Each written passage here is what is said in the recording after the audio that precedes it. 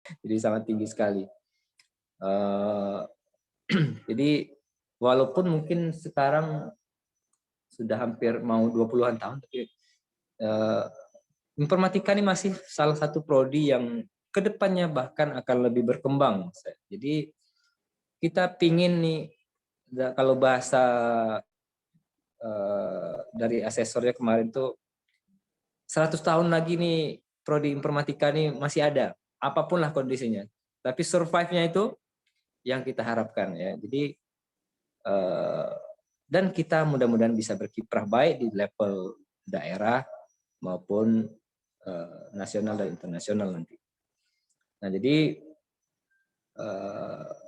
kita sangat mengharapkan bantuan dari teman-teman pelaku dari industri untuk memberikan berbagai macam nanti saran dan masukan untuk kita. Itu yang mungkin yang saya sampaikan. Kemudian untuk Pak narasumber nanti mungkin anak-anak kita nih memang agak pemalu nih Pak Fajar ya. Jadi apa ya? Mungkin effortnya untuk men-trigger mereka nih agak besar gitu ya, karena apa ya? Mungkin ini kan lintas semester nih Pak Fajar. Jadi ada anak semester 2, 4, 6 dan 8. Kemudian ada database ini mungkin anak-anak semester 2 belum terlalu terpapar. Jadi ini nanti challenge kita nanti ketika memberikan materi Pak Fajar. Mungkin itu aja Bu Ona dan teman-teman. Kita serahkan kembali ke Bu Ona. Demikian saja dari saya. Wabillahi taufiq wal hidayah. Wassalamualaikum warahmatullahi wabarakatuh. Baik, terima kasih Pak Dedi selaku Ketua Prodi dari Prodi Teknik Informatika Fakultas Teknik Universitas Pahlawan Fakultas Bursai. Nah, selanjutnya kita masuk saja ke narasumber kita yang sudah ada di depan kita, Bapak Fajar Ahmad. Oke, nah sebelumnya ini adalah bus lecture kita yang ketiga. Jadi ini adalah kerjasama antara Prodi Teknik Informatika Universitas Pahlawan dengan Forum Diaspora Indonesia Kuwait. Alhamdulillah kita sudah difasilitasi Aero untuk mendapatkan ilmu terhadap Prodi Teknik Informatika yang sebelumnya sudah dipaparkan oleh Pak Fadli, yaitu terkait dengan struktur data, dan hari ini kita akan mendapatkan pembelajaran terhadap database gitu. Nah, baik. Pak Fajar. Ya, Bu Ana. Oke, baik. Waktu dan tempat kami persilakan ya, Pak. Ya, terima kasih Bu Ana, Pak Dedi. Saya sebenarnya ingin menjambung komentar dari Pak Dedi mengenai masa depan informatika.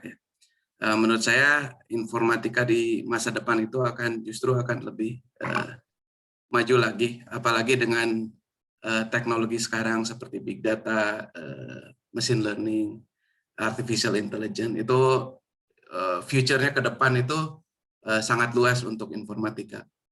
Dan untuk mahasiswa, adik-adik mahasiswa, saya mungkin nanti presentasi agak banyak ya, ada banyak slide. Kalau misalkan ingin menyetop saya untuk mengajukan pertanyaan, silahkan. Jadi jangan malu-malu.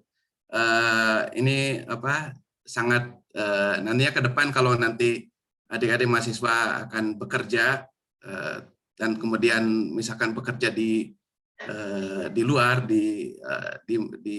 Indonesia, itu salah satu yang tidak boleh itu adalah tidak boleh malu-malu. Jadi rajin bertanya, rajin komentar juga tidak apa-apa. Ya. Saya mulai saja dengan presentasi saya. Jadi ini mengenai aplikasi database untuk data eksplorasi dan produksi. Ini kaitannya dengan industri minyak dan gas ya.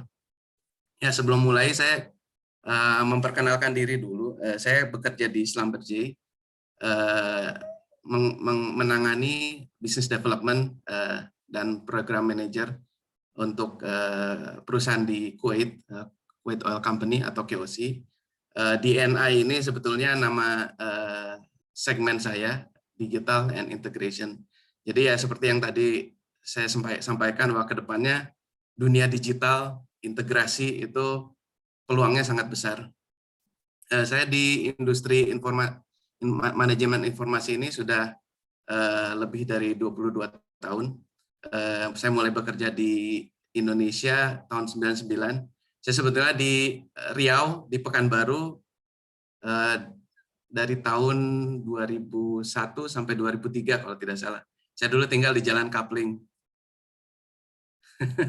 Jadi ya saya cukup agak familiar lah dengan Pekanbaru, Riau, Rumbai, sampai Duri. Oh iya. Tapi belum sampai ke Bangkinang nih kayaknya Pak ya. Bangkinang, kayaknya pernah deh saya. Udah lama ini. Saya masih kangen makanan sana.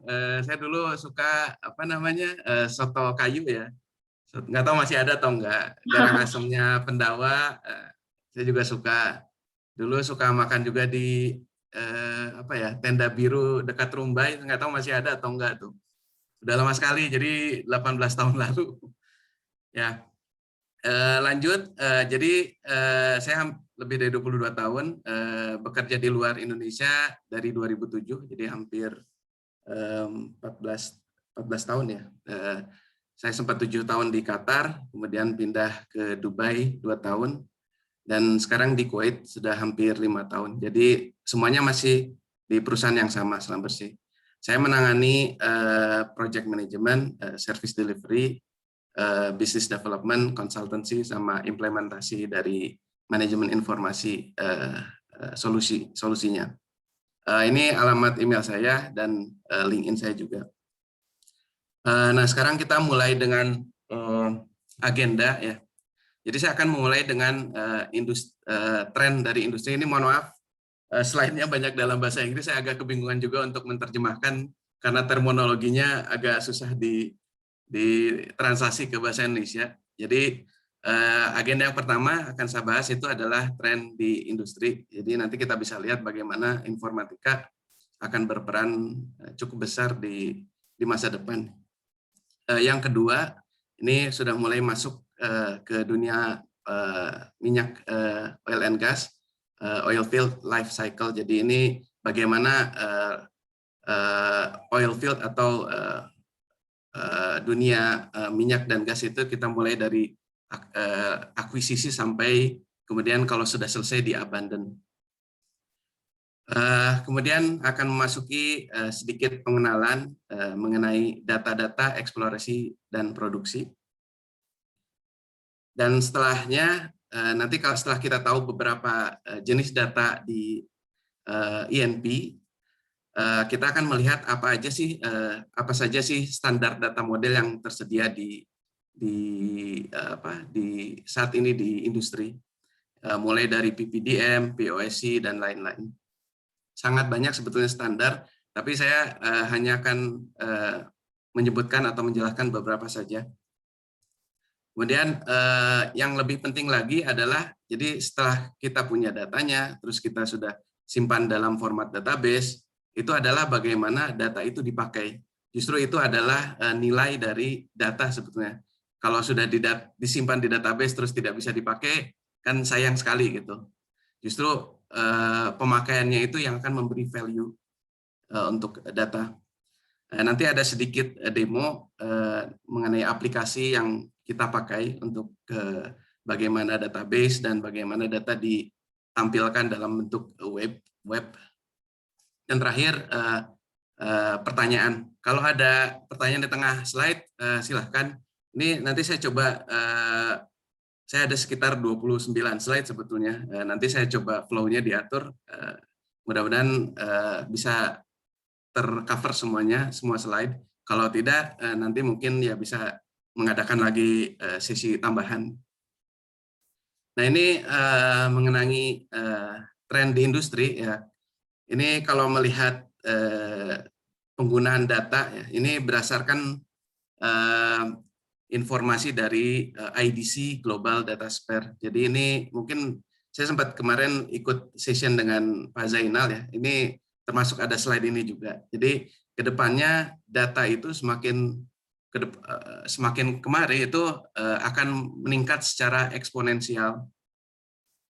Kalau dulu mungkin data-data sangat simpel, sekarang dengan adanya sosial media itu data semakin banyak dan secara size itu semakin besar. Dan yang kedua ini adalah yang mungkin ini cukup familiar juga, bagaimana industri itu bertransformasi ya dari industri 1 tahun 1784 kurang lebih ya, itu mulai dengan steam, machinery, fabrication dan lain-lain, terus kemudian ke industri 2.0, mass production, assembly, electricity, terus industri 3, automation, komputer dan elektronik, dan sekarang industri keempat itu lebih banyak ke networking, IoT, artificial intelligence dan lain-lain. So jadi kedepannya itu industri lebih mengarah ke digital.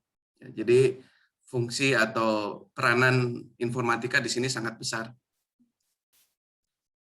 Nah ini mengenai masa depan. Jadi ya kedepannya kalau kita bisa lihat, kita sekarang sudah mulai ada IoT. IoT itu mungkin kalau di industri oil and gas itu baru mulai. Ada yang namanya, kalau dari selam bersih namanya Agora, namanya itu adalah salah satu solusi IoT. Kemudian kita akan di dunia ini sekarang mulai masuk ke arah automation, machine learning, artificial intelligence, cloud, dan tentu saja di atas semua ini security. Jadi automation, key-nya adalah automation, integration, teknologi yang lebih modern dan inovasi. Ya. Itu sangat berperanan lebih besar di kedepannya. Nah ini kalau lihat dari ide-ide yang mungkin muncul ke depannya adalah yang pertama dari sisi data ya, data insight. Itu bagaimana kita punya data banyak sekali, kemudian kita bisa manfaatkan untuk melihat apa sih yang bisa diambil dari data itu. Misalkan saya punya data reading dari minyak di lapangan. Nah, dari data itu kira-kira apa sih informasi yang kita bisa tarik? Machine learning, artificial intelligence akan sangat berguna di sini. Kemudian yang kedua, optimize workflow. Jadi kita biasanya kan mengerjakan banyak hal yang kita lakukan berulang-ulang. Nah ini kedepannya bisa diotomatisasi. Tujuannya adalah untuk mengurangi waktu yang diberikan untuk workflow atau pekerjaan tersebut, agar kita bisa mengerjakan hal lain yang lebih bermanfaat. Kemudian repeated task juga sama juga. Dan yang terakhir adalah targetnya adalah ke operational excellence. Jadi kedepannya teknologi-teknologi seperti ini adalah untuk mengarah bagaimana kita lebih efisien, lebih efektif, sehingga mengarah ke operational yang excellence. Nah ini karena kita berbicara soal data ya, value of data di sini. Nah ini data-data ini berdasarkan hasil analisa dari CDA. CDA ini adalah salah satu organisasi di Inggris yang memegang National Data Repository. Jadi semua data-data oil and gas itu dikumpulkan di CDA untuk UK, United Kingdom. Nah dari penelitian mereka, jadi apa sih komponen yang mempengaruhi atau memberikan pengaruh terhadap pengaruh terhadap nilai atau bagaimana kita memahami data atau understanding soal mengenai subsurface. Nah dari sini kita bisa melihat bahwa data ini punya pengaruh yang cukup besar, sekitar sepertiga dibandingkan dengan orang. Orang ini skill kaitannya, tool itu misalkan software yang kita pakai, dan proses itu workflow, prosedur, dan lain-lain. Jadi data itu merupakan salah satu fondasi yang kontribusinya cukup besar. Dan kalau lihat di sisi sebelah kanan di sini, kalau dibandingkan hal-hal lain, data itu semakin digunakan, semakin bermanfaat. Kalau misalkan people atau orang gitu ya, kita kan mungkin semakin ke depan makin tua, orang berganti. Terus tool atau software suatu waktu akan habis juga, mungkin ada versi baru berkembang terus, tapi ada kemungkinan software juga bisa mati.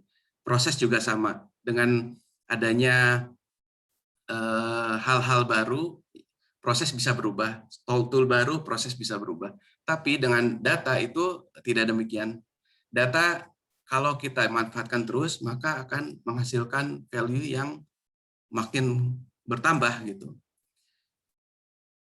Jadi demikian ya. Jadi aset yang kaitannya dengan orang, tool dan proses itu menurun nilainya. Sementara kalau data digunakan terus, nilainya makin bertambah. Dan sekarang kita lihat mungkin adik-adik Pak Dedi dan Bu Ana sempat memperhatikan bagaimana industri oil dan gas mungkin selama 6-7 tahun terakhir. Jadi ada sedikit resesi dalam bidang ini. Harga minyak juga sekarang ini biasa-biasa saja, tidak seperti 10 tahun lalu yang dimana termasuk salah satu industri yang cukup populer ya di kalangan orang-orang, sehingga banyak yang pengen masuk ke dunia ini. Nah, sekarang ini beralih, jadi data adalah new oil. Jadi dulu oil itu ya oil, minyak gitu ya. Tapi sekarang ini beralih ke data. Ini berdasarkan analisa dari yang saya ambil dari TND World. Jadi data adalah new oil, dan kalau lihat di sini ada satu komen atau paragraf di sini, 80% waktu itu dihabiskan hanya untuk mempersiapkan data, memproteksi data atau melihat data. Sementara hanya 20% waktu dilakukan untuk melakukan analisa atau melihat data.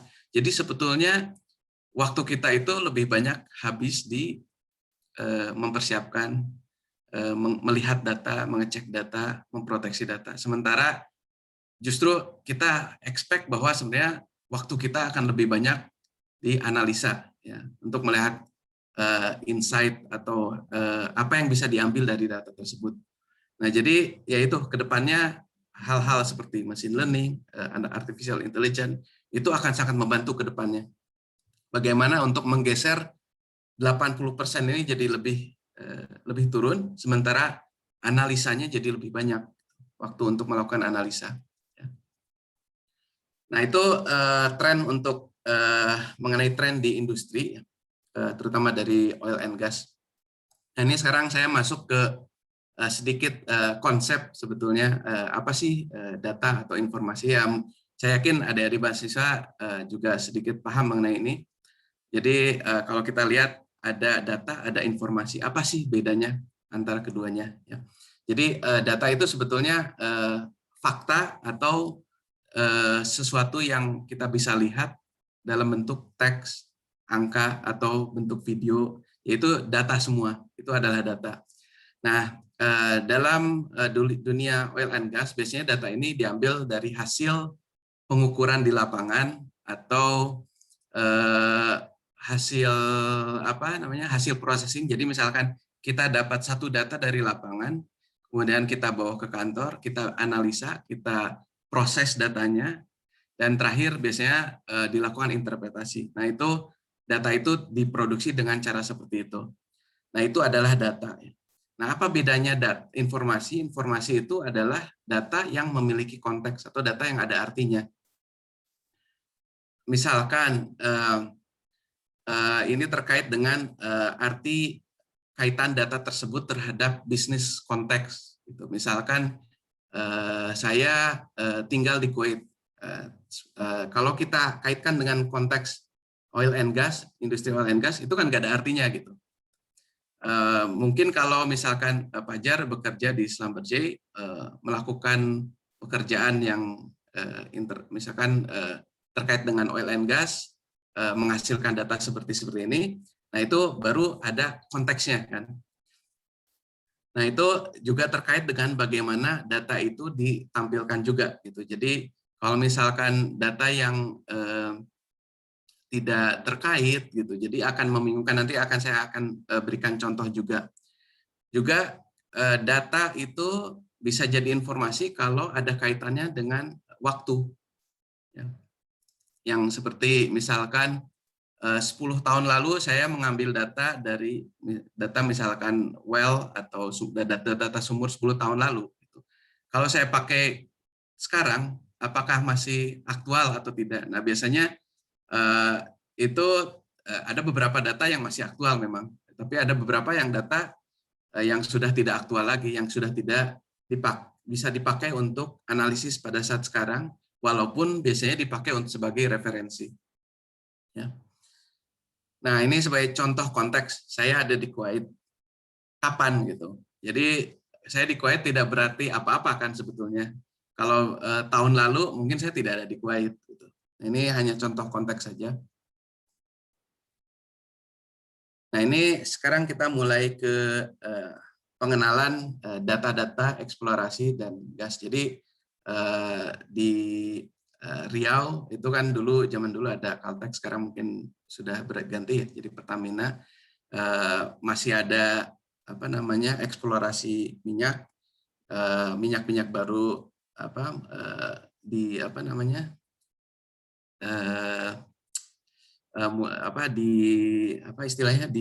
digali ya untuk mendapatkan minyak baru. Nah, ini kenapa ya ini saya harusnya ada videonya, ini tidak muncul ya. Jadi ini hanya menjelaskan bahwa bagaimana sumur di drill atau digali ya untuk mendapatkan oil dan gas dari dalam tanah. Nah, sekarang menuju ke oil field life cycle. Jadi ini sebetulnya proses di dunia industri oil dan gas. Bagaimana ini prosesnya cukup standar ya. Jadi ada tahapan-tahapan tertentu dari perusahaan minyak biasanya dalam rangka memproduksi minyak. Jadi mulai dari eksplorasi, kemudian ke appraisal dan development, maturity, kemudian abandon. Nah, ini eksplorasi ini apa sih sebetulnya? Jadi kalau kita misalkan saya dari sisi perusahaan ya, perusahaan minyak. Saya perusahaan minyak, tentu fungsi saya adalah mencari sumber daya minyak yang bisa diproduksi. Nah, tujuan untuk mencapai tujuan tersebut, tahapan pertama yang kita lakukan adalah melakukan eksplorasi. Saya pergi ke satu area, misalkan di sisi Indonesia, misalkan satu area yang dari pemerintah itu dibuka untuk area minyak baru. Jadi saya pergi ke sana, terus saya melakukan eksplorasi. Yang saya lakukan biasanya di tahap awal adalah melihat kondisi daerah tersebut. Itu yang biasanya diambil yang kaitannya dengan data-data cultural. Cultural di sini lebih ke banyak kaitannya dengan peta batimetri, peta kedalaman. Jadi kita melakukan survei di area tersebut. Misalkan areanya adalah di tengah laut ya. Apakah kedalaman lautnya seperti apa? Itu dipetakan. Ada batimetri, ada cultural, ada area region di mana kita melakukan eksplorasi dan lain-lain. Nah, setelah itu tahapan selanjutnya adalah melakukan seismik. Nanti saya akan jelaskan seismik ini seperti apa. Jadi istilahnya ini adalah tahap awal kita mencari informasi atau data yang berkaitan dengan oil and gas untuk kita nantinya kita analisa, sehingga pada akhirnya adalah yang kita lakukan, kita bisa memahami atau paling tidak memprediksi seberapa banyak minyak dan gas yang ada di dalam tanah. Jadi kaitannya dengan ini, reservoir volumetrik.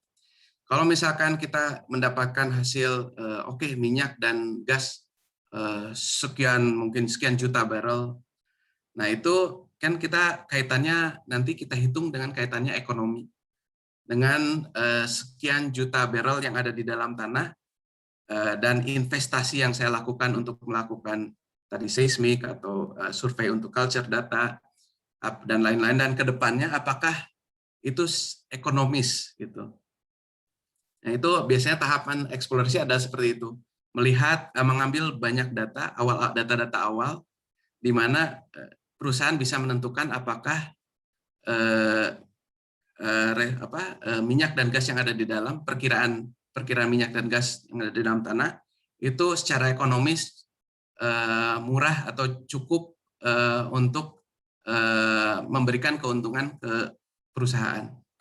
Nah, kalau misalkan setelah dianggap mencukupi ke depannya, maka akan dilakukan appraisal dan kemudian development. Apa yang dilakukan di appraisal dan development itu akan banyak sumur yang mulai digali lagi. Jadi di sini akan terlibat well planning, misalkan di area tertentu agar misalkan biayanya ekonomis, tekniknya seperti apa sih? Jadi itu planning sebetulnya. Teknik drillingnya seperti apa. Nah, setelah itu kemudian yang dilakukan adalah menggali sumur. Dari menggali sumur itu tentu kita dapat data.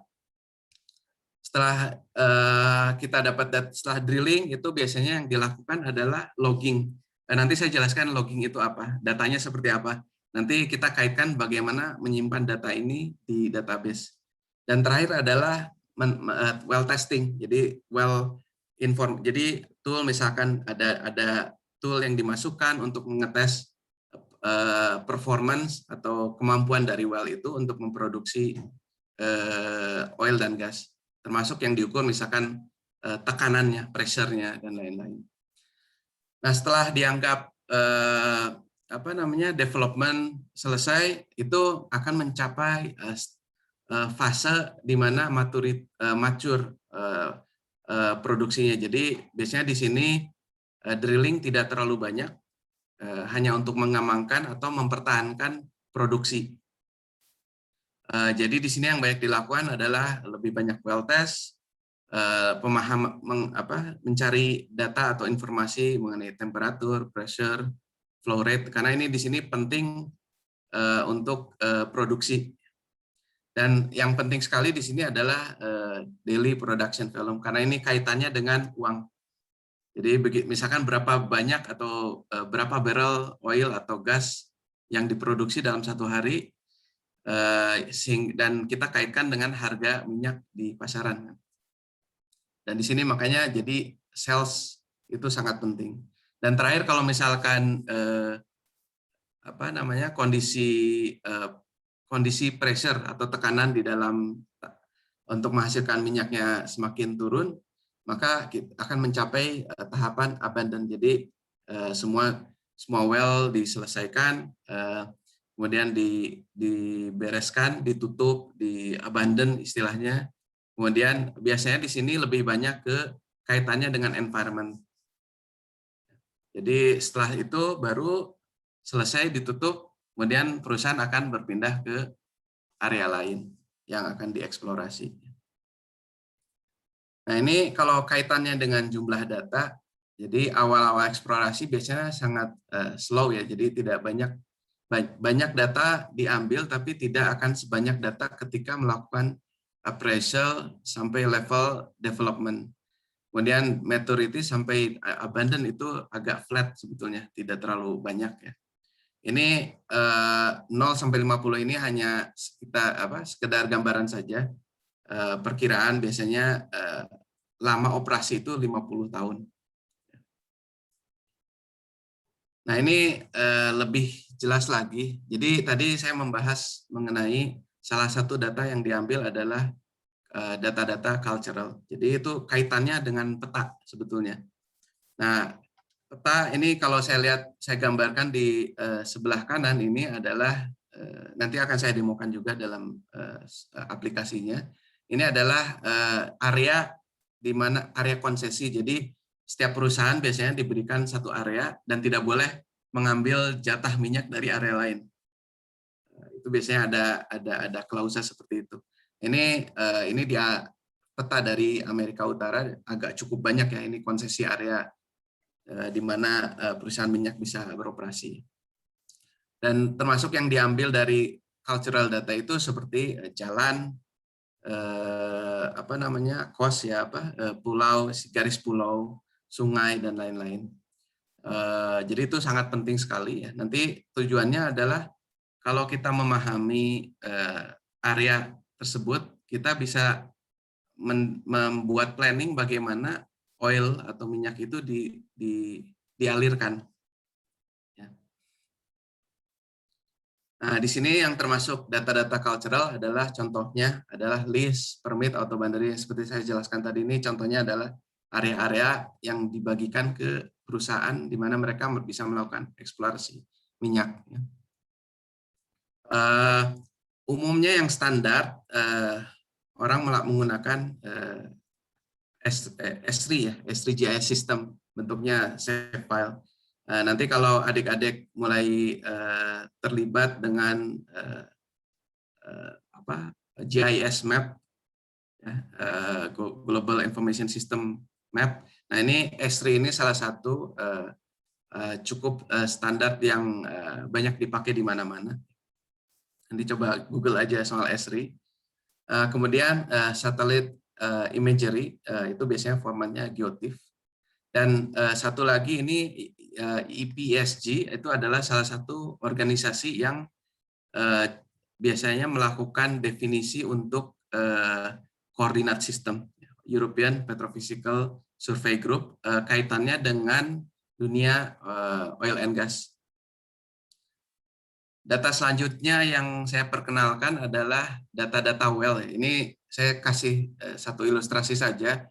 Ini biasanya yang kita panggil namanya rig. Ya. Jadi sebelum kita melakukan mendrill well atau menggali well, itu biasanya kita panggil perusahaan yang melakukan drilling itu untuk membawa rig.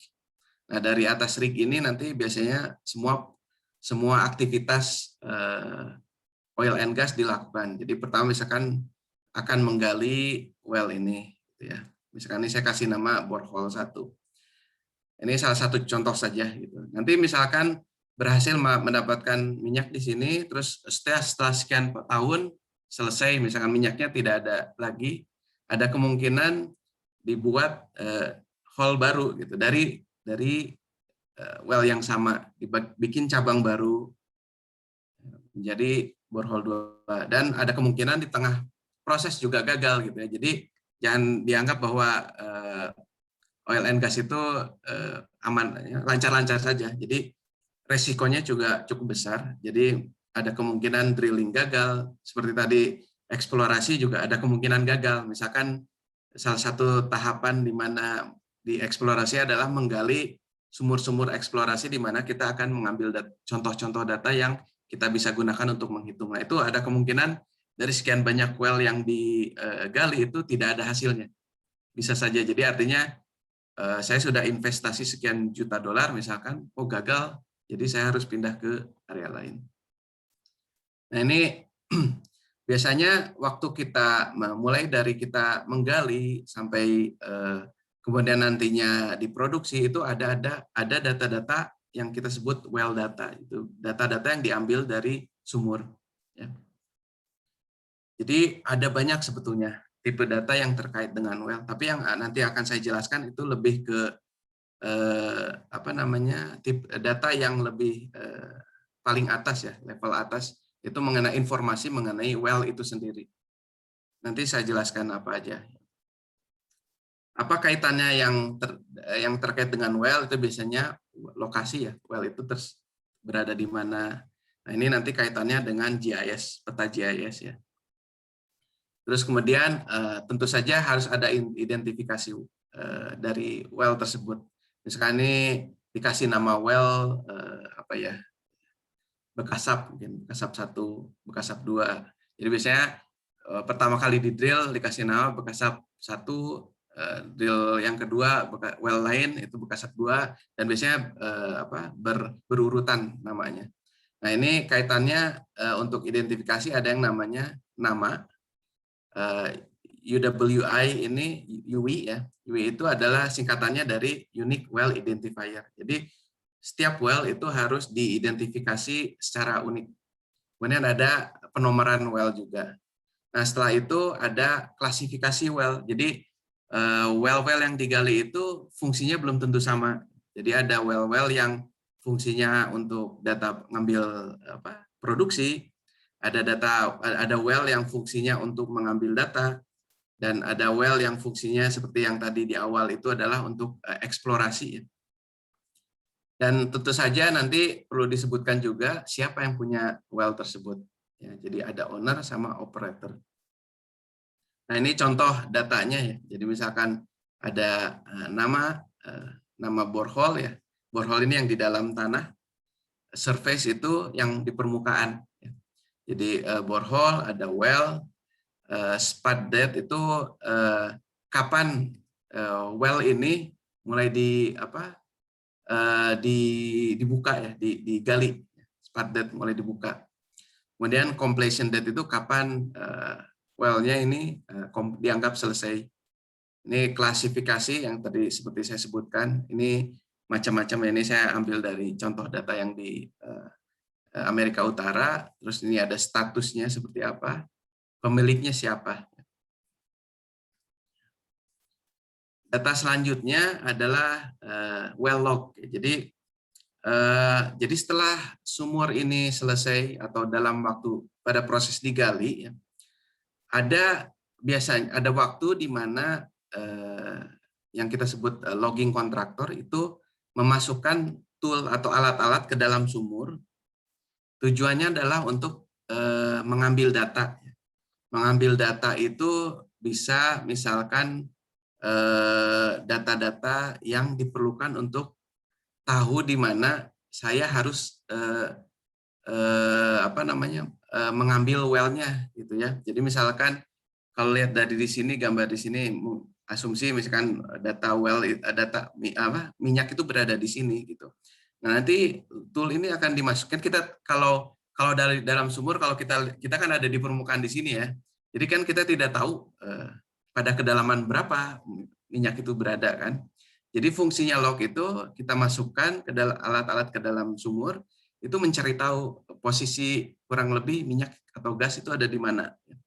Nah, itu nanti yang banyak yang informasi yang diukur. Misalkan di sini saya kasih contoh gamma ray, yaitu kaitannya dengan gamma radiasi ya. Nanti ada tool-tool yang mengukur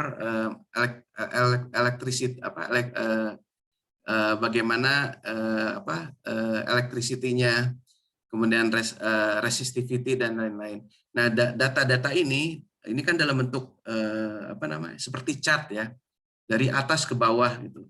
Nanti data-datanya biasanya digabungkan jadi satu, kemudian namanya kita lakukan interpretasi untuk mencari tahu well-nya oil atau minyaknya ada di kedalaman berapa. Setelah tahu kedalamannya berapa baru dilubangi ya, sehingga minyaknya bisa diambil. Nah, di dalam log itu juga ada informasi operasional yang dicatat ya. Kemudian ini salah satu tantangan dengan log itu ada banyak kontraktor ya. Dari zaman dulu sampai sekarang itu bisa ratusan kalau dihitung ya, dan beberapa perusahaan itu kadang-kadang bergabung jadi satu atau pecah juga.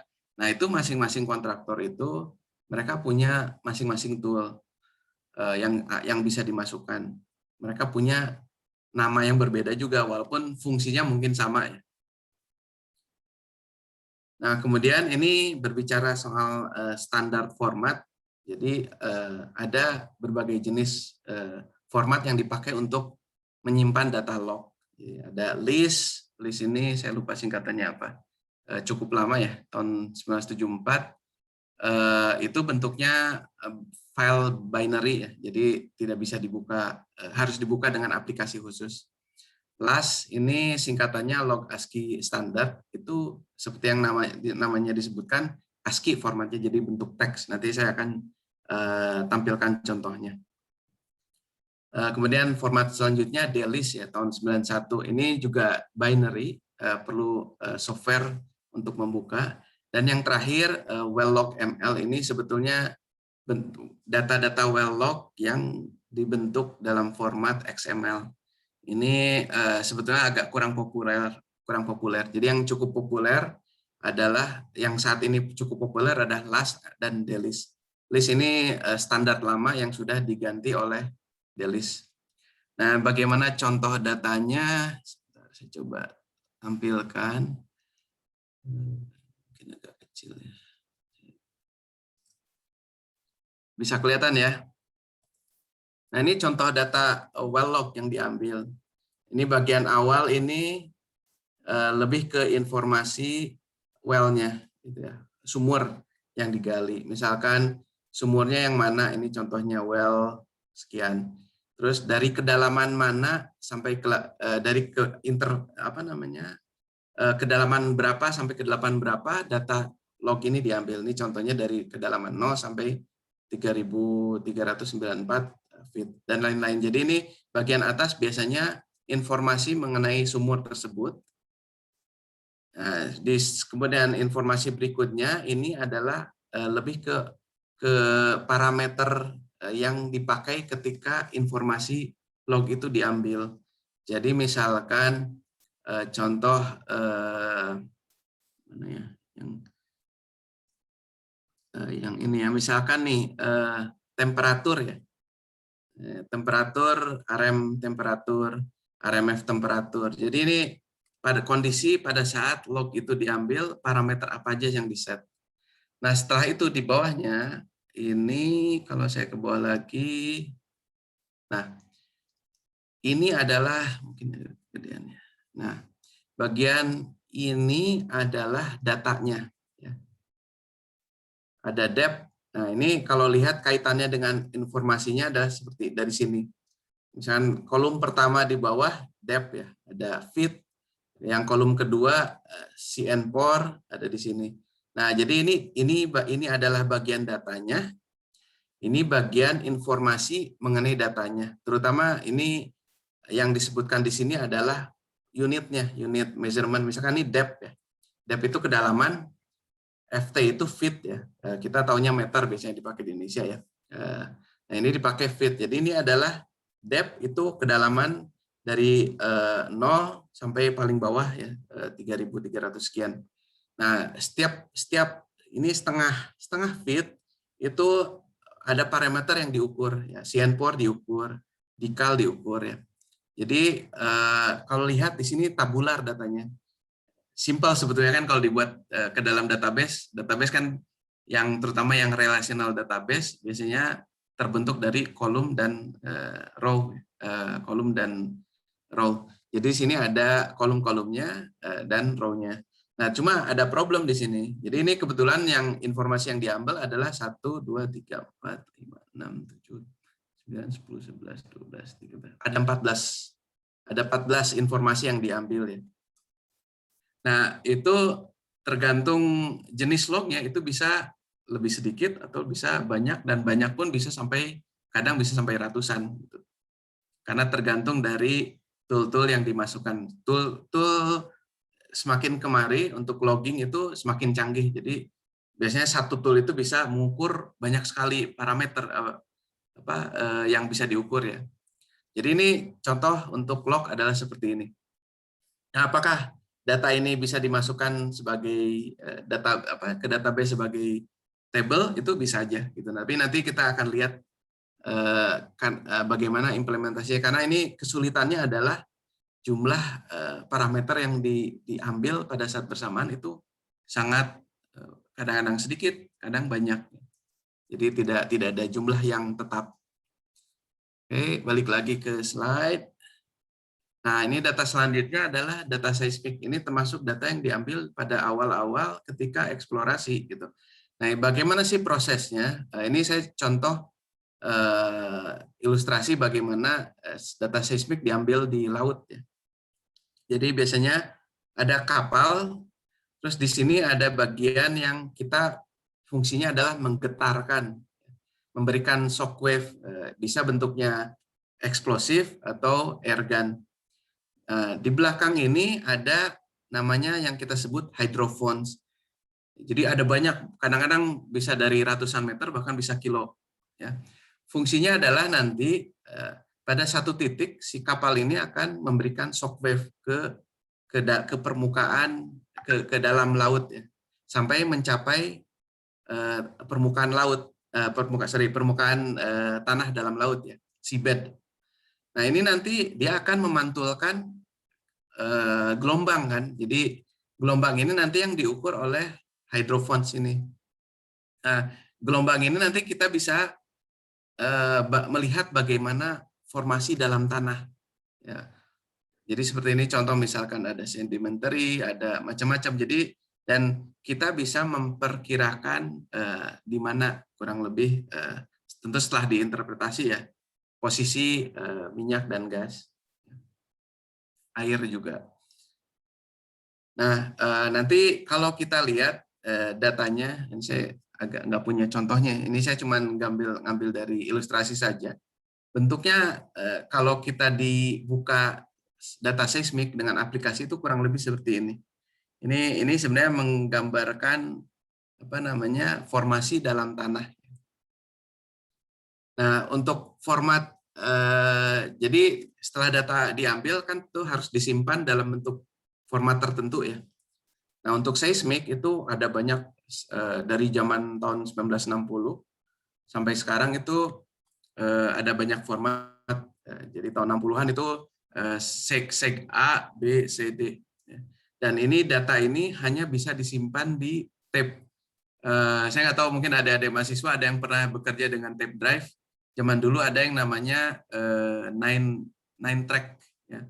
Itu tape dalam kurang lebih seperti inilah ukurannya. Nah itu fungsinya adalah merecord tadi yang hasil yang diukur oleh hydrophone tadi ke dalam bentuk tape. Tapi yang untuk standar-standar baru yang agak modern itu bahkan bisa disimpan dalam bentuk CD, DVD dan lain-lain. Tapi biasanya khusus untuk data-data yang pertama kali diambil di lapangan, yang kita biasanya sebut field data atau raw data, itu biasanya karena ukurannya sangat besar, bisa terabyte atau misalkan satu area survei itu bisa menghasilkan sampai ratusan terabyte, sangat besar ya. Dan kalau dari pengalaman saya beberapa tahun lalu ya di salah satu perusahaan di Qatar sebagai contoh, itu data seismiknya total semua survei yang dilakukan itu bisa mencapai 4-5 petabyte. Semuanya masih dalam bentuk tape. Nah, nantinya bagaimana data di tape ini dibaca, ini mungkin nanti kuliah terpisah ya. Ini lebih ke bagaimana manajemen tape untuk sistem seismik agar bisa dibaca oleh aplikasi ya. Nah, ini contoh untuk navigasi. Jadi seismik itu selain data seismiknya sendiri, itu juga diperlukan navigasi. Navigasi ini sebenarnya kaitannya dengan lokasi sebetulnya. Jadi seismik itu ada 2 jenis ya. Saya mungkin nggak nyampe ke sejauh sana penjelasannya nanti. Ada 2 jenis yang umum. Yang pertama ada seismik 2D ya, 2D ya. Seperti namanya 2D ya, two dimension ya. Jadi itu bentuknya seperti yang digambarkan di sini. Jadi satu garis aja. Satu garis, satu alur dari hydrophones panjang. Nah, ada yang namanya seismic 3D. 3D itu ya seperti namanya 3D, bentuknya ada luas maksudnya area yang di cover di mana seismik itu diambil, juga ke jadi nggak sekedar cuma satu garis, tapi area yang diambil. Nah, kemudian untuk navigasinya, standar yang dipakai umumnya adalah UCOA. Dan yang terakhir adalah P190, ada P111 juga.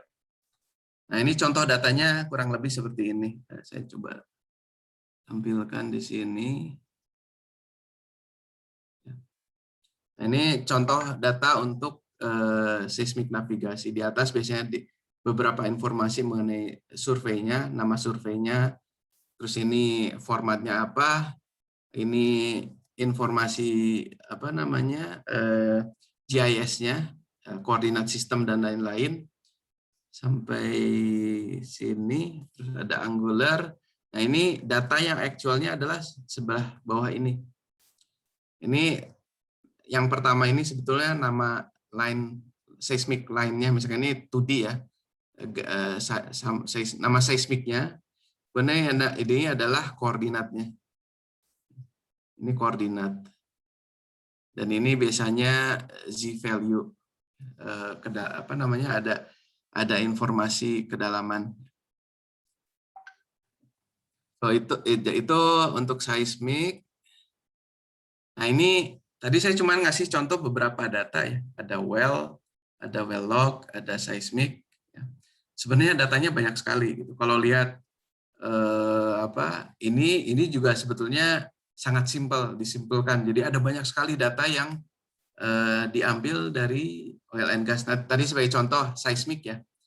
Raw pertama kali diambil dari dari laut itu atau dari darat, kita biasanya sebut raw seismic atau field seismic data. Nah, biasanya itu ada navigasinya kan, seperti yang tadi dijelaskan. Jadi ini biasanya satu paket. Nah, setelah seismik itu diambil, proses berikutnya adalah diproses gitu. Karena itu data itu sangat besar ya. Jadi biasanya diproses untuk biasanya diambil untuk hal-hal yang penting untuk dianalisa. Nah, diproses. Karena setelah itu dilakukan analisa, interpretasi ya di sini. Hasil dari interpretasi nanti dipakai lagi untuk modeling dan lain-lain. Jadi ini semua data itu terkait satu dan lain. Jadi awalnya misalkan ngambil data dari hasil akuisisi di lapangan, kemudian dipakai, diproses, dianalisa, diinterpretasi, terus nantinya dipakai untuk modeling dan lain-lain. Banyak sekali ya. Nah ini kalau agak membingungkan kalau di sini. Nah ini penampilan yang lebih simpel lagi. Di bagaimana data dikategorikan berdasarkan kriteria tertentu ya. Misalkan ini spasial data, ini apa aja sih? Ada culture data, ada boundary atau list, ada bathymetry, ya, surface, gravity, dan lain-lain. Terus ada juga seismik, tadi saya sempat jelaskan ada 2D dan 3D, navigasinya, kemudian seismik datanya ini adalah disebutnya seismic trace, dan kemudian ada parameter-parameter yang diambil ketika akuisisi dan processing. Ini ada lagi well data juga banyak. Jadi yang tadi saya jelaskan hanya bagian pertamanya aja, header. Jadi ini informasi mengenai well. Terus di samping itu ada data-data yang terkait dengan produksi. Ada facility termasuk biasanya configuration, ada surface. Kemudian ini juga ada pump, ada pompa ya. Nah, kemudian ada well test dan lain-lain. Terus ini data-data reservoir, ada data-data lain yang bentuknya biasanya unstructured data. Unstructured data itu misalkan dokumen, video dan lain-lain. Juga biasanya ditangani juga data-data dalam bentuk fisik. Ya, misalkan data-data yang simpelnya kita punya buku lah. Nah, itu buku kan data buku fisik. Nah, dari semua kegiatan oil and gas itu biasanya pada akhirnya akan muncul report gitu. Report apakah waktu kita ngambil data di lapangan, acquisition report, atau ketika kita melakukan interpretasi atau processing, itu semuanya biasanya ada report. Reportnya bisa dalam bentuk digital, dalam bentuk misalkan elektronik dokumen, PDF, MS Word, dan juga bisa file-file tersebut disimpan dalam CD misalkan. Dan juga ada ada hard copy reportnya. Nah itu termasuk hal-hal yang juga disimpan juga. Nah ini sekarang kita mulai masuk ke standar ya. Ini yang ada banyak sebetulnya data standar, tapi yang ini yang cukup populer. Jadi yang pertama adalah PPDM, Professional Petroleum Data Management. Ini mulai dari tahun 98. Ini kalau mau lihat websitenya, sebentar. Ini websitenya PPDM. Sayangnya akses ke bagaimana data modelingnya dilakukan di PPDM itu tidak terbuka bebas, jadi harus subscribe. Jadi subscribe ada biaya yang harus dibayarkan, baru kita bisa mengambil informasinya. Jadi Ini apa namanya standar yang cukup lama ya, tahun 98. Kemudian yang kedua itu Petrochemical Open Software Corporation (POSC). Dulu apa namanya sebentar, istilahnya epicenter ya standarnya ini cukup lama ya. Nah, dan selama beberapa tahun terakhir ini POSC itu bertransisi ke energistik. Jadi mereka tidak terlalu fokus lagi dengan data modelingnya, tapi lebih ke standar untuk bagaimana data ditransmit atau dikirim. Seperti yang tadi Well-log ML itu adalah energistik. Ada lagi yang namanya WITS ML itu untuk transmit data real time. Nah ini misalkan kalau mau contoh ya IR diagram, mungkin adik-adik mahasiswa, saya nggak tahu apakah sudah mulai belajar IR diagram. Ini nanti tidak ada tuh Pak yang semester 6. belum pernah? Ya enggak. Oke. Data. Ya, nanti nah ini saya kasih contoh tadi well ya. Kita kan belajar soal well, informasi well. Saya coba perbesar ya. Agak kecil. Nah, ini contohnya.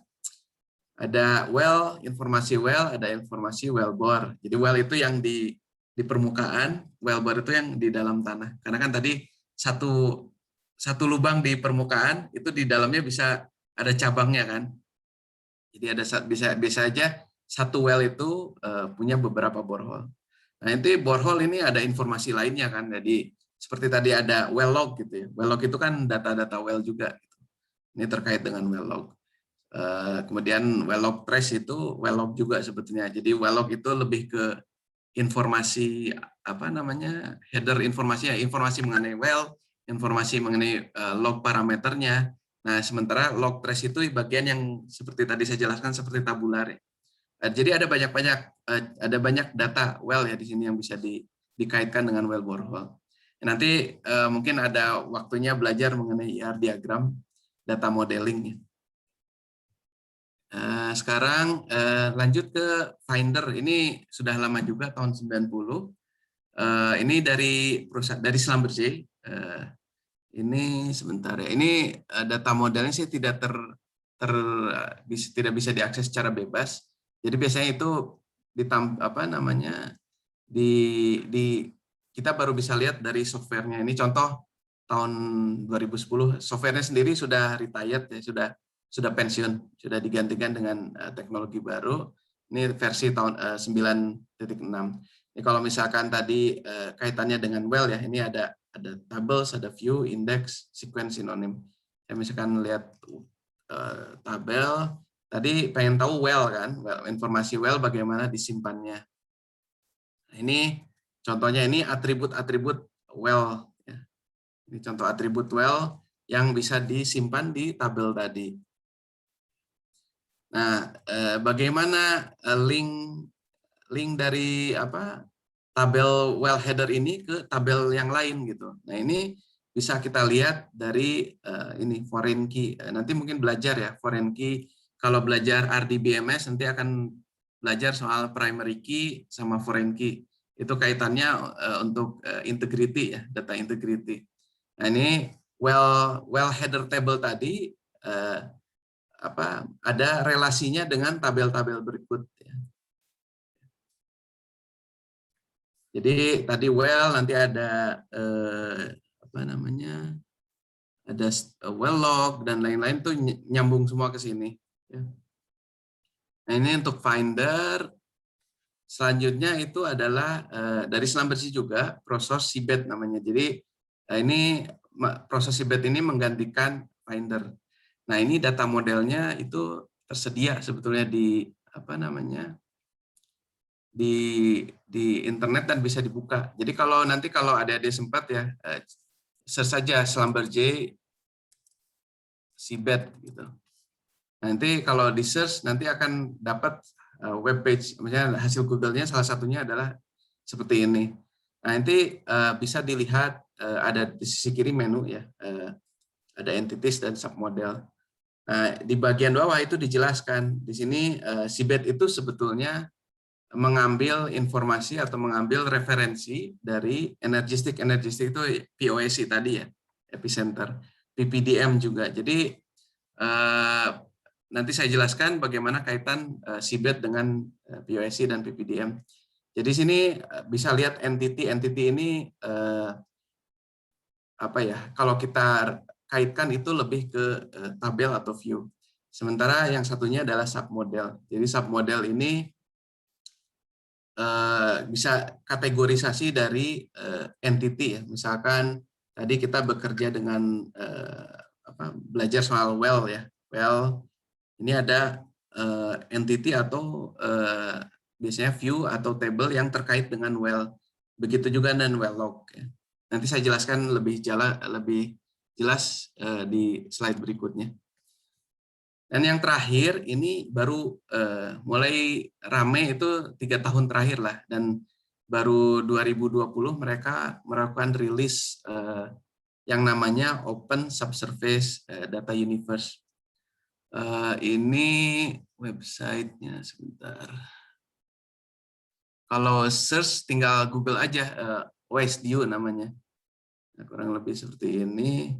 Ini juga sayangnya tidak bisa diakses secara terbuka ya, jadi harus register dulu. Seingat saya registrasinya gratis, nanti bisa belajar bagaimana data itu disimpan di OSDU. Nah, sekarang apa bedanya sih implementasi dari data modeling ini di teknologi database management system? Ya. Nah, kalau kita lihat ya sejarahnya lah, relational database itu mulai tahun 1970.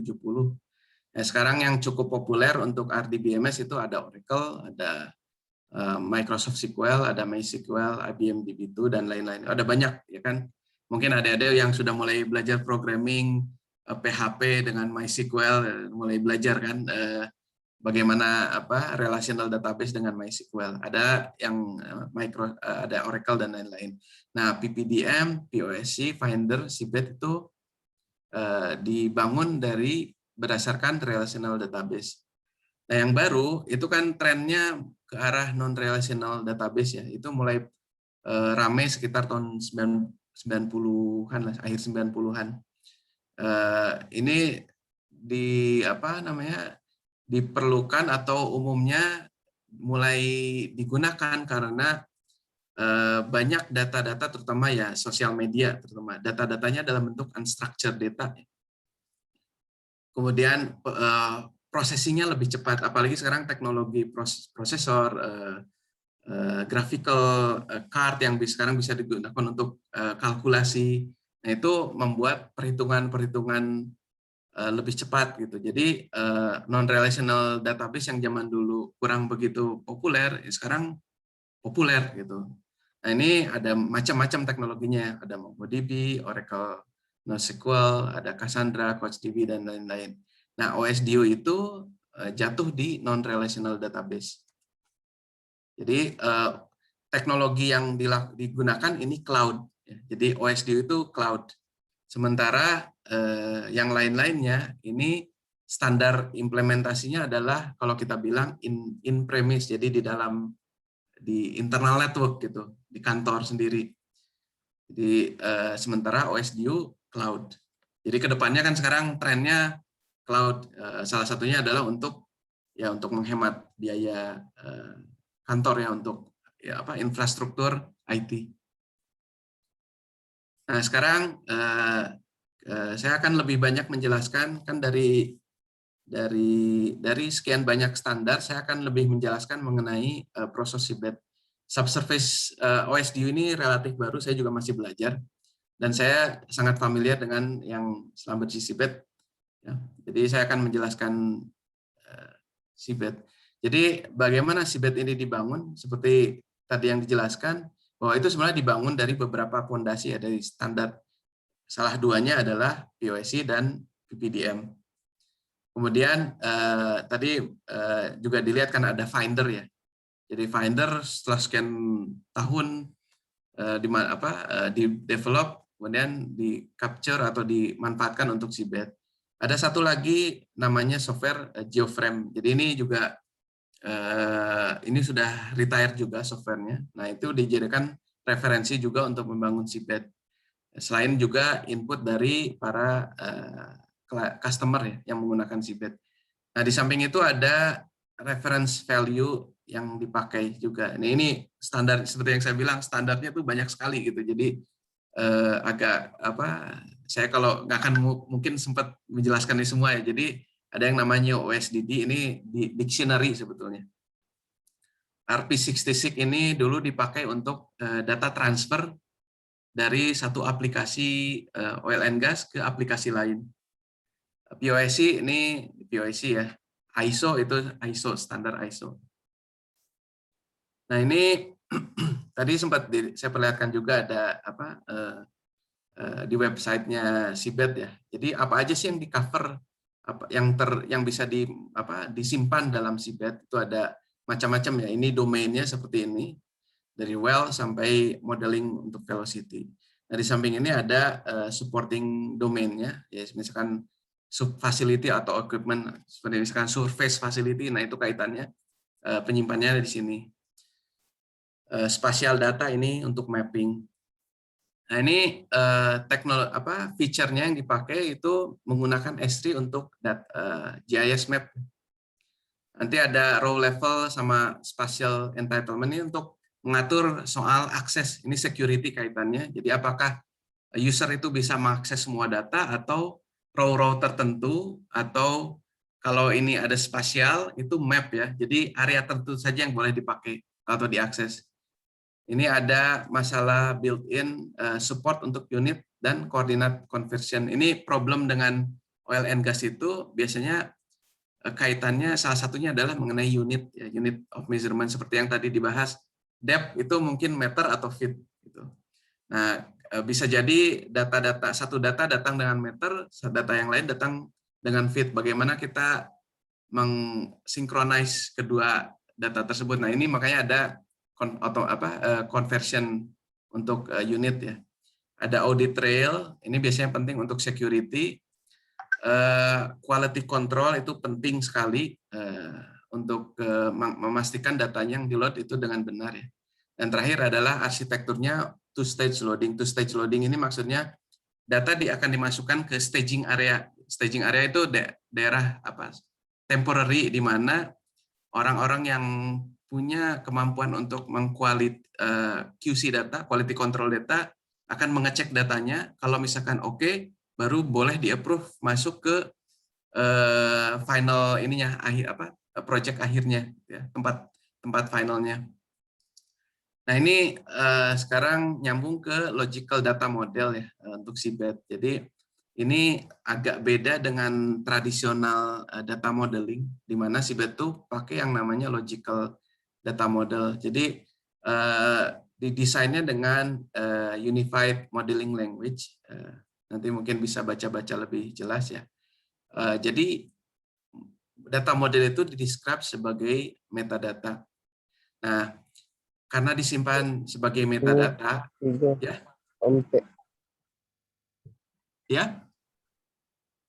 Ada pertanyaan?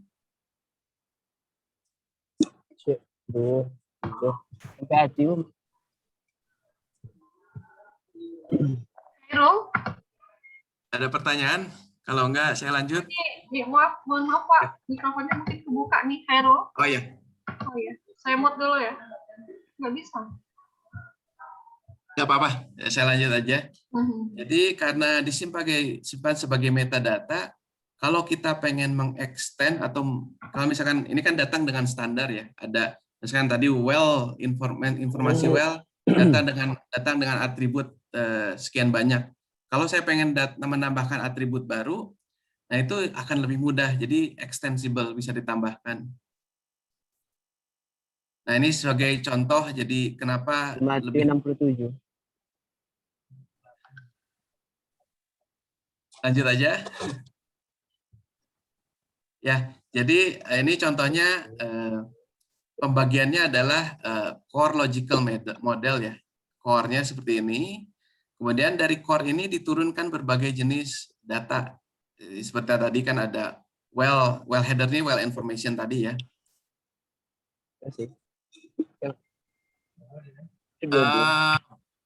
Kalau silakan ya Pak Muhammad. Ya.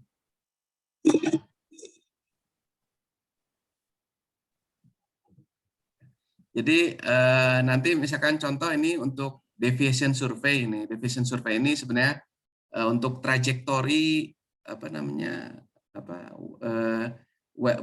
well ke dalam target yang dituju ya. Jadi trajektorinya. Nah ini kalau misalkan mau saya menambahkan atribut baru, ini contohnya jadi lebih fleksibel ya. Nah ini untuk physical database-nya. Jadi biasanya di ini strukturnya ya ada namanya sistem account, ada katalog, ini fungsinya untuk menyimpan dictionary untuk data model yang seperti tadi bahas ya, yang ini metadata dari data modelnya itu disimpan di katalog ini. Setelah ini diturunkan dictionary ini isinya adalah data-data referensi, misalkan contohnya nilai atau value untuk status dari well harus memenuhi nilai tertentu misalkan. Nah itu disimpan di sini.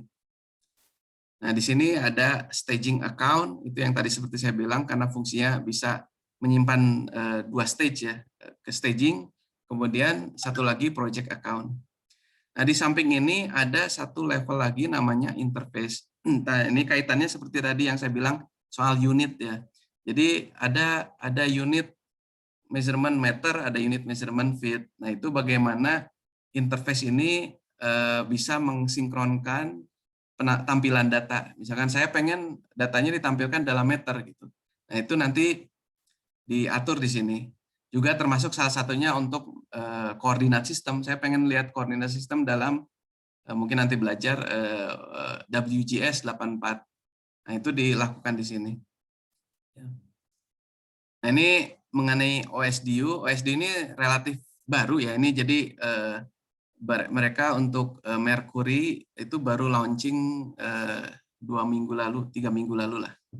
Jadi ini standar baru yang pemainnya banyak sekali. Jadi awalnya dimulai oleh ConocoPhillips, Chevron, sama Equinor, dan itu sekitar 2 tahun lalu ya. Nah selama itu semakin banyak, termasuk dari perusahaan minyak oil and gas dan juga kontraktornya ya. Di sini ada Microsoft, ada Halliburton, Schlumberger juga ada di sini, Energistic dan lain-lain. Jadi ini cloud native. Jadi seperti yang tadi saya jelaskan itu bentuknya cloud. Ada standar untuk akses ya, define application standard untuk memastikan aplikasi bisa jalan di atas OSDU. Dan ini menggunakan industri standar. Ini nanti kalau misalkan pengen tahu lebih dalam bisa buka websitenya atau search saja OSDU di Google. Nah itu tadi bagaimana data disimpan. Ini bagian terakhir sebelum saya melakukan demo. Jadi kita punya data sekian banyak, kemudian kita simpan di database dengan teknik tertentu ya, data model tertentu. Tapi kan itu baru sebenarnya tahapannya disimpan di database. Data itu seperti yang dijelaskan tadi akan sangat bermanfaat kalau dipakai kan.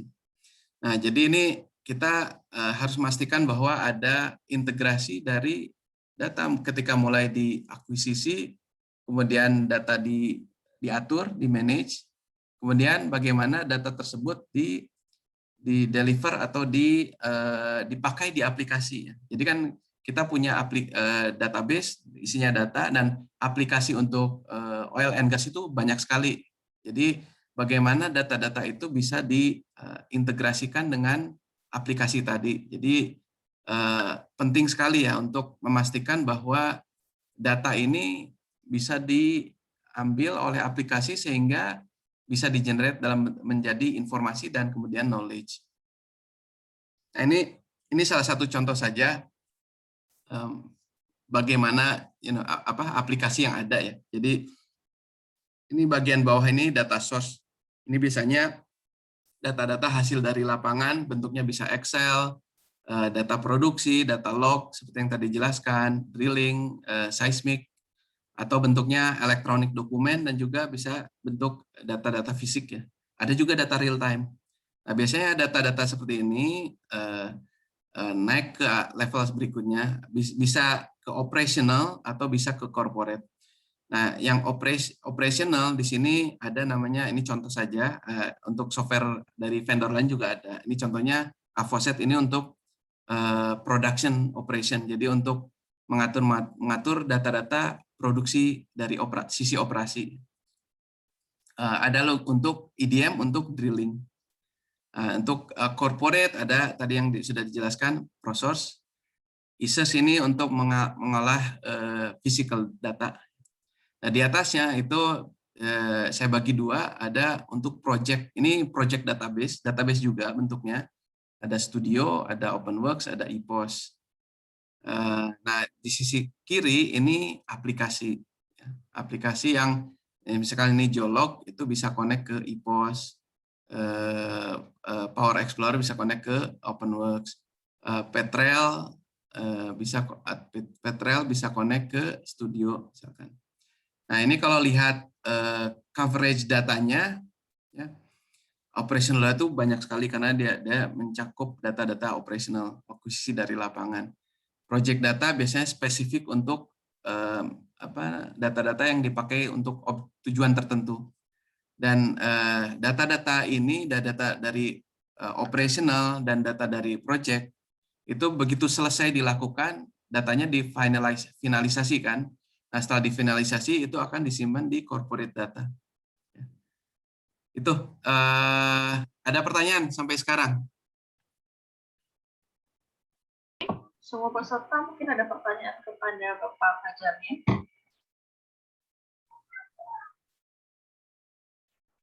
Kita persilakan untuk 2 pertanyaan di awal. Oke, mahasiswa. Sambil jalan aja ya, soalnya waktunya udah agak mepet ini. Jadi ini tadi, jadi kalau ada pertanyaan bisa potong saya atau bisa di chat ya. Tadi kita menjelaskan soal data well ya. Nah, nanti kalau saya buka di sini, ini seabed ya. Setelah masuk ke websitenya, kemudian ke submodel di sini. Kalau ke bawah ini ada well, diklik well. Nah, ini nanti akan memberikan sedikit panduan ya, bagaimana sih sebetulnya well model itu. Ini nanti bisa next ya. Nah, nanti ada ngasih penjelasan domain, misalkan dari sisi pengetahuannya seperti apa gitu. Well ini apa, borehole itu apa. Ini gambarnya mirip seperti yang saya tampilkan tadi. Nah, ini ada sedikit penjelasan well itu apa gitu. Ini nanti cukup membantu untuk memahami soal well. Nah ini nanti kalau adik-adik nanti belajar lebih lanjut soal database, ada namanya IR diagram ya. Ini contoh IR diagramnya, di mana misalkan ini well ya, tadi yang kita bahas ada well. Kemudian dari well ada turunannya, itu borehole ya, ini ada borehole. Nah well itu ada di lokasi tertentu. Biasanya kita kategorikan well ya, field. Bekasap mungkin ya, kalau atau Rumbai atau apa. Nah itu fieldnya ada, atau duri. Nah itu duri itu field gitu. Itu field. Di field duri ada duri 1, duri 2, duri 3. Nah, itu well. Nah nanti duri 1 itu mungkin dibagi di dalam tanah ya. Nanti di dalam tanah ada cabang-cabang borehole-nya. Nah itu ada borehole. Jadi ini nah, ini kurang lebih contoh dari IR diagram. Nah, nanti ini contoh high levelnya kan ya. Nanti kalau kita next, nanti ada contoh aplikasinya gitu. Ini masalah borehole trajectory. Kaitannya misalnya tadi saya punya satu well, ke bawahnya ada borehole ya. Borehole itu ke well mana gitu. Nah itu ada kaitannya di sini. Kalau di next lagi, ada lagi ini komposisi dari well. Jadi ini nanti buat belajar ini cukup menarik ya, bagaimana di data modelnya dibuat. Ini untuk well, nanti saya kasih contoh, misalkan well log ya, ini well log. Kalau saya buka, ini deskripsinya, sekedar introduksi, pengenalan. Nanti dijelaskan juga ini, domain introduction-nya log itu seperti apa. Ini log model introduction. Ini bisa dilihat lebih dalam lagi. Log itu seperti apa? Ini contoh toolnya seperti apa? Ya kan? Ini bagaimana data setelah diambil seperti ini.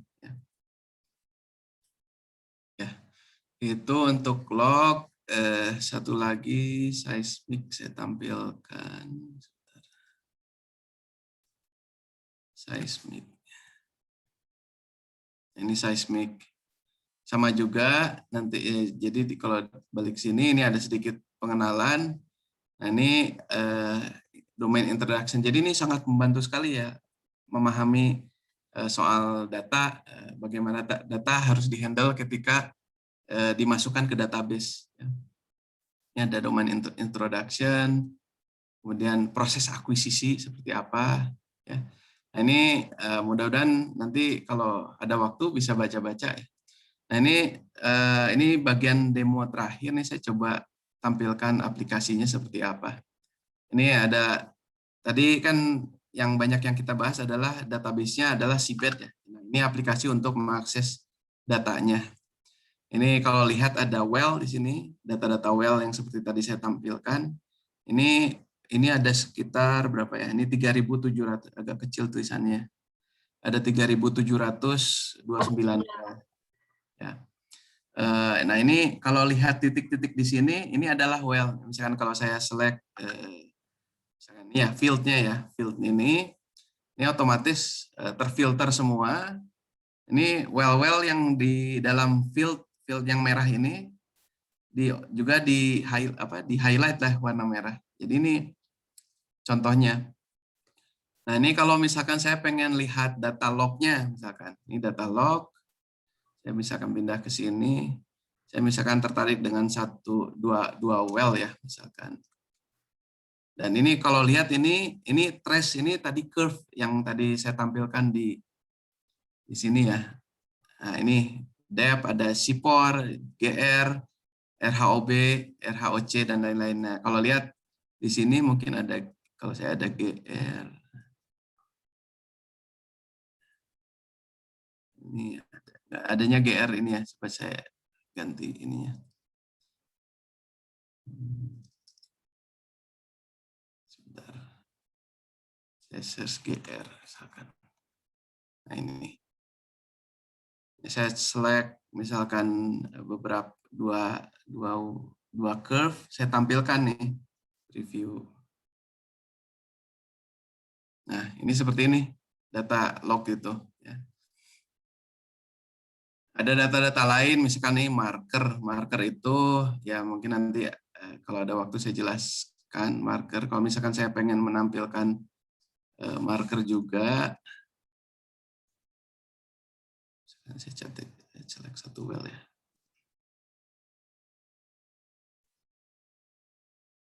Nah, ini data-data marker. Jadi ini sebenarnya layer di dalam tanah ya. Formasi di dalam tanah. Kemudian deviation survey, ini yang tadi saya jelaskan soal trajectory. Saya coba hapus dulu ya. Bentarnya. Ini trajectory, misalkan saya pengen tahu trajektorinya seperti apa.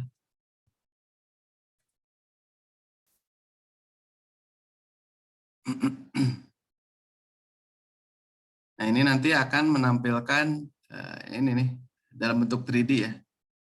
Ini kalau saya lihat dari permukaan seperti ini, dari atas nih, dari permukaan tanah, ini well-nya di-drill dari sini, ujungnya ada di sini.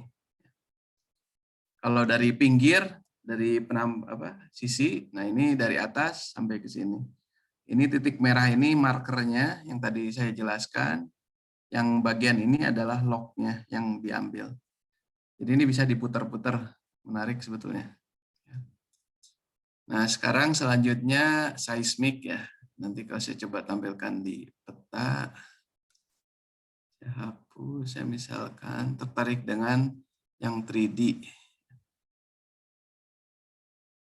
Nah, ini yang 3D, saya survei yang 3D ada dua nih. Ada dua. Kalau misalkan saya pengen lihat lebih jelas, ini nanti akan tampil informasi tambahannya. Jadi ini surveinya di sini. Kalau ada report nih, report yang asosiasi dengan survei bisa diklik di sini. Kalau saya mau ekspor datanya bisa di sini. Dan ini jenis data yang ada di dalam seismik. Di bawah ini file-filenya. Kalau saya mau download file seismiknya, saya tinggal klik. Nanti dia akan memberikan pilihan untuk download. Itu dari saya untuk demonya, mudah-mudahan membantu. Jadi kita masih punya waktu 10 menit lagi ya, Bu Ana. Iya. Jadi kalau ada mau ditanyakan, mudah-mudahan tidak jadi bingung. Ini karena banyak hal baru mungkin ya. Saya coba langsung saya praktekin nih Pak. Saya buka langsung sibetnya kan di komputer, jadi udah ya. langsung ini. Nampak tadi data-datanya. Oke, ada pertanyaan mungkin dari mahasiswa atau dari audiens?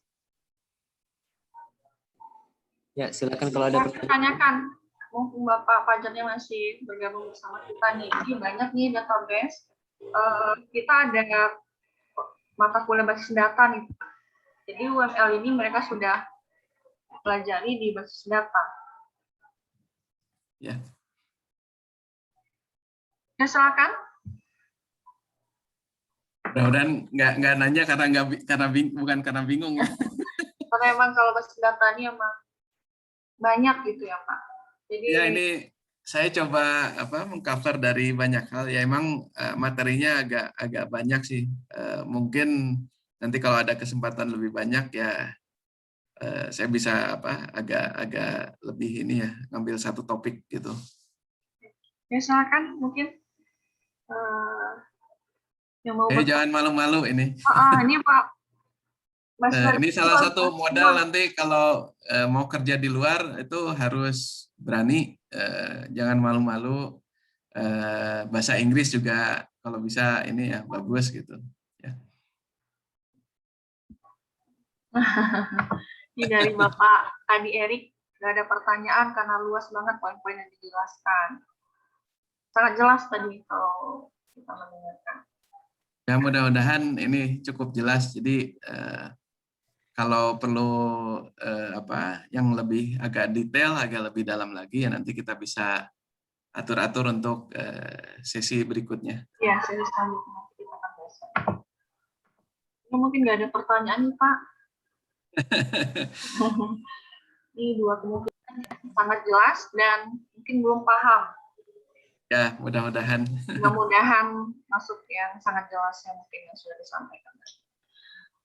Baik, mungkin kalau tidak ada pertanyaan, mungkin kita cukupkan sampai di sini mungkin Pak. Ya, sedikit mungkin Bu. Oke. Ya memang kalau kita lihat Pak Fajar, kalau kita di kampus kita kan pakai yang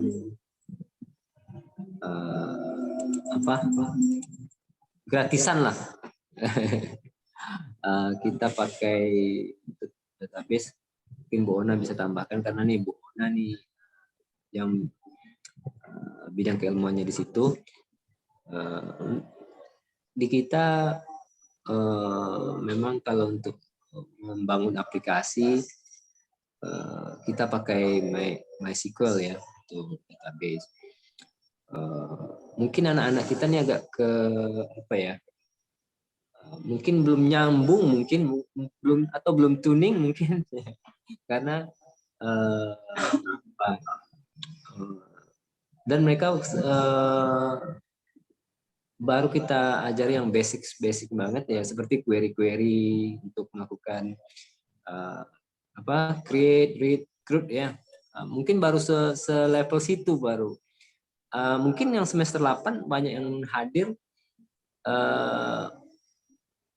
mereka belum tersentuh mungkin untuk standarisasi data. Nah, kita hari ini belajar banyak, termasuk saya pun, ya bagaimana standarisasi data itu begitu apa ya, ditonjolkan kayaknya di dunia industri oil and gas ini. Ya, jadi kalau kita kan data-datanya ini apa ya, nggak ada yang standar-standar yang tertentu yang mungkin digunakan ya. Memang itu kalau saya boleh tanya, kenapa Pak Fajar? Kenapa standar yang segitu banyak itu yang diterapkan ke database untuk sebuah database di oil and gas ini? Ya. Apakah agar mudah dipertukarkan atau seperti apa Pak Fajar? Kira-kira Pak Fajar? Kurang lebih seperti itu Pak Dedi. Bisa jadi kan banyak sekali oil and gas company, juga banyak sekali kontraktor ya, service company untuk oil and gas. Nah, masing-masing mereka juga mendevelop aplikasi gitu. Nah, kalau misalkan nggak ada standarisasi, nanti data bagaimana dipertukarkan itu akan susah gitu. Nah, ini sampai sekarang pun jujur saja pertukaran data ini masih jadi tantangan gitu. Jadi misalkan saya punya, misalnya di Schlumberger ini saya punya proses gitu ya. Bagaimana data ini saya mau kirim ke aplikasi Halliburton misalkan, company lain. Nah, itu sampai sekarang masih tantangan. Jadi bisa dikirim, tapi itu pun biasanya hanya untuk data-data yang standar, macam yang tadi saya jelaskan, ada seismic, logs, itu cukup standar lah. Tapi data-data lain yang walaupun sudah ada standarnya itu masih kesulitan. Jadi tujuannya sebetulnya lebih ke itu seperti yang Pak Dedi jelaskan ya, untuk pertukaran data. Ya. Jadi itu mudah-mudahan teman-teman yang lagi nyusun karya akhir tuh juga memperhatikan ini ya. Jadi jika seandainya nanti aplikasi yang teman-teman buat itu memang digunakan oleh berbagai stakeholder, mungkin kita harus perhatikan nih standarisasi data yang digunakan. Ya mungkin kalau ada pertanyaan nih memang harus dipancing nih. Jadi mungkin masih malu-malu. Memang untuk kita selalu dorong anak-anak ini bagaimana supaya mereka itu berani stand up ya, bukan stand up komedi ya, bicara ngomong gitu ya. Memang ini satu tantangan buat kita. Mungkin kalau ada pertanyaan yang baru teringat nanti pas selesai baru Pak Fajar, mungkin mohon izin nanti teman-teman kalau ada mungkin lebih suka komunikasi lewat email atau gimana Pak Fajar? Boleh, ini tadi saya share sebentar email saya ya. Ini kalau ada yang mau dipertanyakan bisa lihat di sini.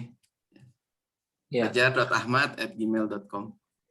Mungkin pertanyaannya pas sudah selesai baru ingat nanya gitu.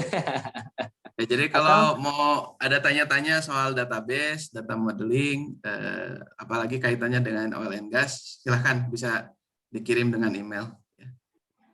Ya, dan juga kayaknya sih kami belum dapat, ini off the topic Pak Fajar, kami belum dapat jadwal apakah ada mungkin guest lecture berikutnya. Ini yang ketiga memang nanti seandainya ini guest lecture yang mungkin terakhir untuk seri semester ini, saya mohon izin nanti mungkin ke Pak Ibnu untuk seandainya kami jadi melakukan telaah kurikulum ini, mungkin saya koordinasikan ke Pak Ibnu kali ya, atau ke siapa kira-kira? Boleh ke Pak Ibnu mungkin ya untuk koordinasi. Boleh Pak, yang dalam hal ini mungkin Mas Robi ya sebagai koordinator kegiatan ini. Oke siap. Nanti kami pun akan koordinasi dengan Aero karena kami membutuhkan multi stakeholder nih, terutama dari kalangan industri yang masih terbatas kami miliki. Kami di sini cuma punya partner itu dengan Telkom ya. Kemudian ada sih dari beberapa software developer di Pekanbaru. Cuma kita nanti butuh berbagai macam pandangan. Mungkin semakin banyak yang kita libatkan, mungkin idenya semakin banyak gitu ya. Jadi mungkin dalam 1 atau 2 bulan ke depan kita lagi mendraft SK tim. Nanti kalau ada beberapa teman-teman yang mungkin saya minta untuk bantuannya menyusun atau mereview lah RPS atau rencana perkuliahan semester kita, saya mohon sekali lagi bantuannya kepada rekan-rekan semua. Mungkin itu. Kalau ada pertanyaan yang lain silakan, ayo.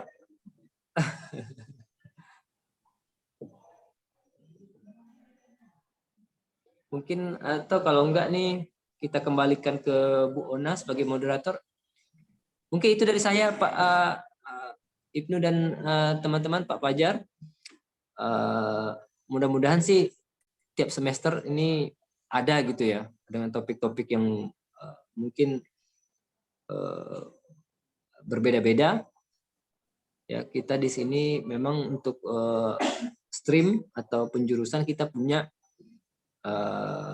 pemrograman dan jaringan sih atau stream utamanya, tapi tetap ada untuk data science kita punya mata kuliah big data ya. Jadi mungkin nanti kita minta sumbangan pemikiran dari teman-teman di FDIK Kuwait ini. Jadi, ya mungkin itu aja Bu Ona.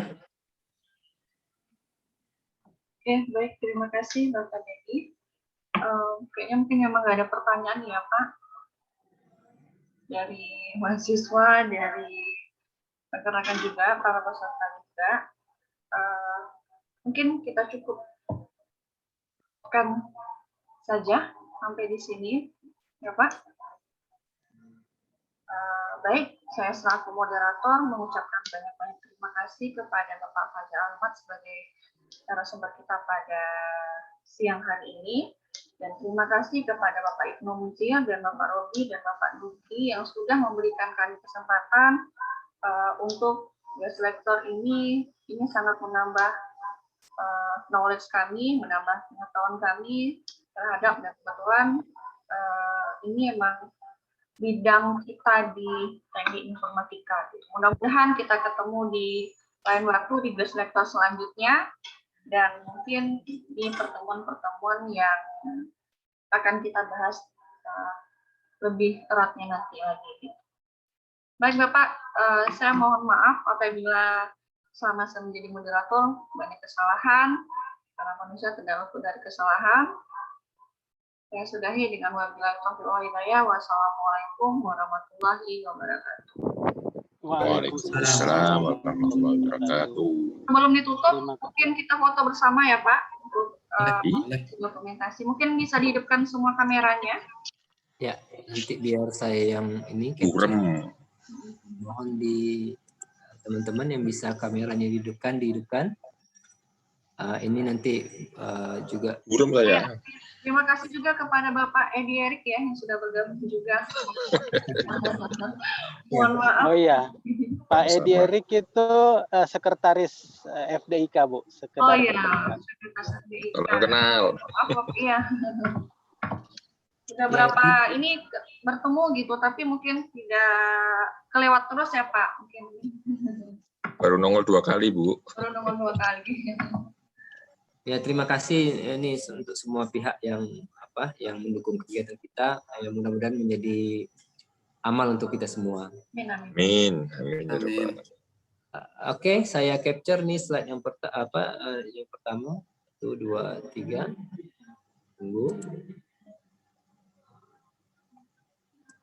Tunggu.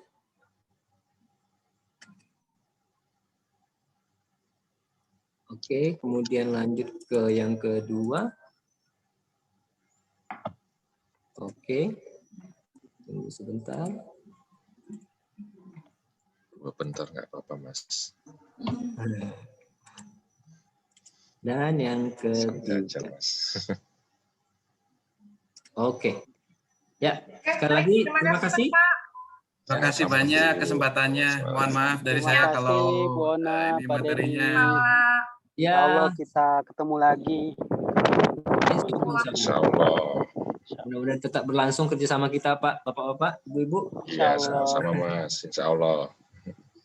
Ya, sekali lagi terima kasih. Wabillahi taufiq wal hidayah. Assalamualaikum warahmatullahi wabarakatuh. Waalaikumsalam Salam warahmatullahi warahmatullahi Mohon wabarakatuh. pamit, Bu. Izin pamit, Bapak-bapak, Ibu-ibu. Salam. Ada Mas Nuki toh.